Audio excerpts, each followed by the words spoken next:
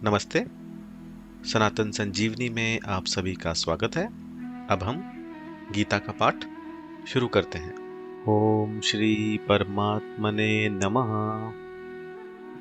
श्रीमद् भगवत गीता की महिमा अगाध और असीम है। यह भगवत गीता ग्रंथ प्रस्थान त्रय में माना जाता है। मनुष्य मात्र के उद्धार के लिए तीन राजमार्ग मतलब प्रस्थान त्रय नाम से कहे गए हैं। एक वैदिक प्रस्थान है जिसको उपनिषद कहते हैं, एक दार्शनिक प्रस्थान है जिसको ब्रह्मसूत्र कहते हैं, और एक समार्थ प्रस्थान है जिसको भगवत गीता कहते हैं। उपनिषदों में मंत्र हैं, ब्रह्मसूत्र में सूत्र हैं और भगवत गीता में श्लोक हैं। भगवत गीता में श्लोक होते हुए भी भगवान की वाणी होने से ये मंत्र ही हैं। इन श्लोकों में बहुत गहरा अर्थ भरा हुआ है, इसलिए इनको सूत्र भी कह सकते हैं। उपनिषद अधिकारी मनुष्यों के काम की चीज है और ब्रह्मसूत्र विद्वानों के काम की चीज है, परंतु भगवत गीता एकमात्र ऐसा ग्रंथ है जो सभी के काम की चीज है। भगवत गीता एक बहुत ही अलौकिक विचित्र ग्रंथ है। इसमें साधक के लिए उपयोगी पूरी सामग्री मिलती है, चाहे वह किसी भी देश का, किसी भी वेश का, किसी समुदाय का, किसी भी संप्रदाय का, किसी भी वर्ण का या किसी भी आश्रम का ही व्यक्ति क्यों न हो। इसका कारण यह है कि इसमें किसी समुदाय विशेष की निंदा या प्रशंसा नहीं है, प्रत्युतः वास्तविक तत्व का ही वर्णन है। वास्तविक तत्व मतलब परमात्मा वह है जो परिवर्तनशील प्रकृति और प्रकृति जन्य पदार्थों से सर्वथा अतीत और संपूर्ण देश, काल, वस्तु, व्यक्ति, परिस्थिति आदि में नित्य निरंतर एक रस एक रूप रहने वाला है। जो मनुष्य जहां है और जैसा है, वास्तविक तत्व वहां वैसा ही पूर्ण रूप से विद्यमान है, परंतु परिवर्तनशील प्रकृति जन्य वस्तु और व्यक्तियों में राग द्वेष के कारण उसका अनुभव नहीं होता। सर्वथा राग द्वेष रहित होने पर उसका स्वतः अनुभव हो जाता है। भगवत गीता का उपदेश महान अलौकिक है। इस गंभीर ग्रंथ पर कितना ही विचार किया जाए तो भी इसका कोई पार नहीं पा सकता। इसमें जैसे जैसे गहन उतरते जाते हैं वैसे इसमें गहरी बातें मिलती चली जाती हैं। जब एक अच्छे विद्वान पुरुष के भावों का भी जल्दी अंत नहीं आता, फिर जिनका नाम रूप आदि अनंत है, ऐसे भगवान के द्वारा कहे हुए वचनों में भरे हुए भावों का अंत आ ही कैसे सकता है। इस छोटे से ग्रंथ में इतनी विलक्षणता है कि अपना वास्तविक कल्याण चाहने वाला किसी भी वर्ण, आश्रम, देश, संप्रदाय, मत आदि कोई भी मनुष्य क्यों न हो, इस ग्रंथ को पढ़ते ही इसमें आकृष्ट हो जाता है। अगर मनुष्य इस ग्रंथ का थोड़ा सा भी पठन पाठन करे तो उसको अपने उद्धार के लिए बहुत ही संतोषजनक उपाय मिलते हैं। हर एक दर्शन के अलग अलग अधिकारी होते हैं, पर गीता की यह विलक्षणता है कि अपना उद्धार चाहने वाले सब के सब इसके अधिकारी हैं। गीता किसी वाद को लेकर नहीं चली है, अर्थात द्वैत, अद्वैत, विशिष्टाद्वैत, द्वैताद्वैत आदि किसी भी बात को, किसी एक संप्रदाय को, किसी एक सिद्धांत को लेकर नहीं चली है। गीता का मुख्य लक्ष्य यह है कि मनुष्य किसी भी बात, मत, सिद्धांत को मानने वाला क्यों न हो, उसका प्रत्येक परिस्थिति में कल्याण हो जाए। वह किसी भी परिस्थिति में परमात्मा प्राप्ति से वंचित न रहे, क्योंकि जीव मात्र का मनुष्य योनि में जन्म केवल अपने कल्याण के लिए ही हुआ है। संसार में ऐसी कोई भी परिस्थिति नहीं है जिसमें मनुष्य का कल्याण न हो सके, कारण कि परमात्मा तत्व प्रत्येक परिस्थिति में समान रूप से विद्यमान है। अतः साधक के सामने कोई भी और कैसी भी परिस्थिति आए, उसका केवल सदुपयोग करना है।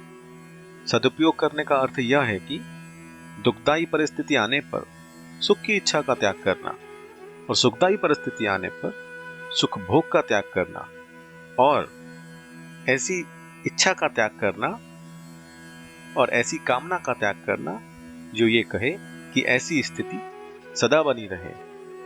इस प्रकार सदुपयोग करने से मनुष्य दुखदायी और सुखदायी दोनों परिस्थितियों से ऊंचा उठ जाता है, अर्थात उसका कल्याण हो जाता है। सृष्टि से पूर्व परमात्मा में एक संकल्प हुआ, मैं एक ही अनेक रूपों में हो जाऊं, ऐसा संकल्प हुआ। इस संकल्प से एक ही परमात्मा प्रेम वृद्धि की लीला के लिए, प्रेम का आदान प्रदान करने के लिए स्वयं ही श्री कृष्ण और श्री जी मतलब श्री राधा जी इन दो रूपों में प्रकट हो गए। उन दोनों ने परस्पर लीला करने के लिए एक खेल रचा। उस खेल के लिए प्रभु ने संकल्प से अनंत जीवों की और खेल के पदार्थों की सृष्टि की। खेल तभी होता है जब दोनों तरफ के खिलाड़ी स्वतंत्र हों, इसलिए भगवान ने जीवों को स्वतंत्रता प्रदान की। उस खेल में श्री जी का तो केवल भगवान की तरफ ही आकर्षण रहा, खेल में उनसे भूल नहीं हुई। अतः श्री जी और भगवान में प्रेम वृद्धि की लीला हुई, परंतु दूसरे जितने जीव थे उन सब ने भूल से संयोगजन्य सुख के लिए खेल के पदार्थों के साथ अपना संबंध मान लिया, जिससे वे जन्म और मरण के चक्कर में फंस गए। खेल के पदार्थ केवल खेल के लिए ही होते हैं, किसी के व्यक्तिगत नहीं होते, परंतु वे जीव खेल खेलना तो भूल गए और मिली हुई स्वतंत्रता का दुरुपयोग करके खेल के पदार्थों को अर्थात शरीर को व्यक्तिगत मानने लग गए। इसलिए वे उन पदार्थों में फंस गए और भगवान से सर्वथा विमुख हो गए। अब अगर वे जीव शरीर आदि उत्पत्ति विनाशशील पदार्थों से विमुख होकर भगवान के सम्मुख हो जाएं, तो वे जन्म और मरण रूप महान दुख से सदा के लिए छूट जाएं। अतः जीव संसार से विमुख होकर भगवान के सम्मुख हो जाए और भगवान के साथ अपना नित्य योग पहचान ले, इसी के लिए भगवत गीता का अवतार हुआ है। अब हम गीता के योग के बारे में चर्चा करेंगे।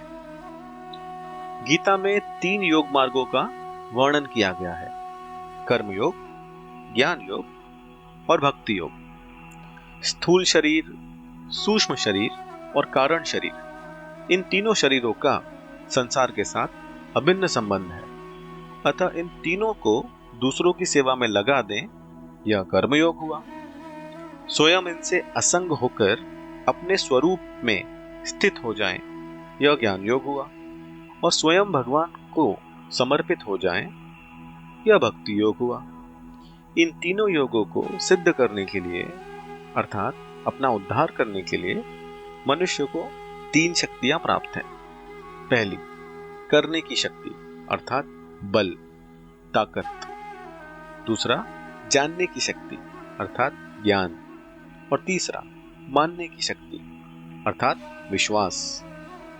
करने की शक्ति निस्वार्थ भाव से संसार की सेवा करने के लिए है, जो कर्मयोग है। जानने की शक्ति अपने स्वरूप को जानने के लिए है, यह ज्ञान योग है। और मानने की शक्ति भगवान को अपना तथा अपने को भगवान का मानकर सर्वथा भगवान को समर्पित होने के लिए है, जो भक्ति योग है। जिसमें करने की रुचि अधिक होती है वह कर्मयोग का अधिकारी है। जिसमें अपने आप को जानने की जिज्ञासा अधिक होती है वह ज्ञान योग का अधिकारी है। और जिसका भगवान पर श्रद्धा विश्वास अधिक है वह भक्ति योग का अधिकारी है।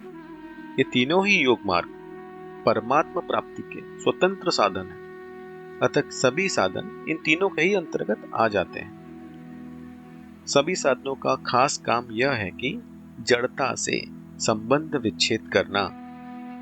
संबंध विच्छेद होने पर सभी साधन एक हो जाते हैं, अर्थात अंत में सभी साधनों से एक ही समरूप परमात्मा तत्व की प्राप्ति होती है।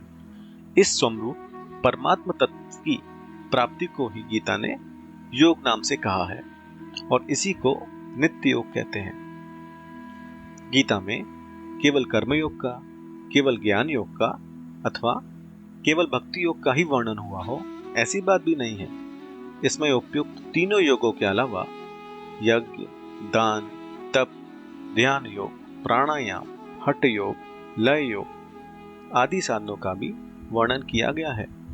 इसका खास कारण यही है कि गीता में अर्जुन के प्रश्न युद्ध के विषय में नहीं थे, प्रत्युत कल्याण के विषय में थे, और भगवान के द्वारा गीता कहने का उद्देश्य भी युद्ध कराने का बिल्कुल नहीं था।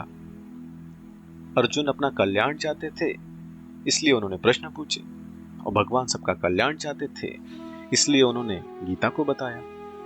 अगले वीडियो में हम साधन की शैलियां इस पर चर्चा करेंगे, और उसके बाद अध्याय 1 से प्रतिदिन एक श्लोक का अर्थ सहित डिटेल में डिस्कशन भी करेंगे।